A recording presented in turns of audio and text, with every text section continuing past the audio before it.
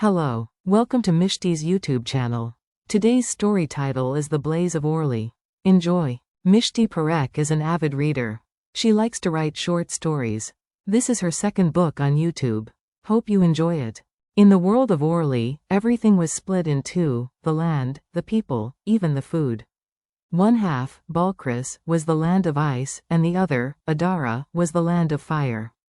Each person had powers matching the land they lived in, and everyone's life was decided by whether they controlled ice or fire.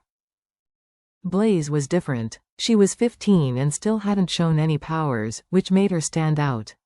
Normally, kids got their powers at 13, but Blaze was 2 years late. Her parents, who both had ice powers, had named her Blaze when she turned 13 anyway, hoping she'd be like fire one day. They chose the name because of her fierce temper and sharp words, traits that didn't match the cold of Balkris. One morning, Blaze noticed that one of the strands of her 4-layer necklace, a gift from her grandmother, had snapped. She tried to fix it, but the necklace wouldn't stay together. Her grandmother had always told her to never remove it, so Blaze tucked it under her shirt, hoping no one would notice the break. That afternoon, while racing with her friends, Blaze suddenly felt herself burning up. Then, to her shock, flames burst from her hands. Blaze had the power of fire. This meant she would have to move to Adara, the land of fire, and leave her parents behind. She would be sent to live with her aunt and uncle, relatives she hadn't seen since she was a baby. Blaze hated the idea, but there was no choice. Her parents helped her move, and soon Blaze was in Adara, staying in a strange house with people she barely knew. Her aunt was kind enough, but everyone else in Adara looked down on her for being from Balkris. She felt like an outsider and knew that, here, she'd be alone. School wasn't any better. Kids quickly found out she was from Balkris, and she was bullied almost immediately. But in her class, she found 2 others, Asher and Carla, who were also outcasts in Adara. The 3 became friends, sticking together through the hard days. Despite having a few friends, the bullying continued. Each day was the same: they were teased, pushed, and taunted. As weeks passed, some kids began to feel sorry for them, but nobody actually stood up for them. Most people just expected Blaze and her friends to fit in, to let things go and accept Adara as their new home. Months later, another strand of Blaze's necklace broke. She pushed the memory aside and went to school. That day, a group of bullies went too far, trying to push her head into a trash can. Normally, she'd try to fight back, but today she didn't resist. The moment they got close, something changed inside her, and suddenly the bullies turned into statues of ice. Blaze stood there in shock, then laughed, unable to help herself. The others around her stared, stunned and silent.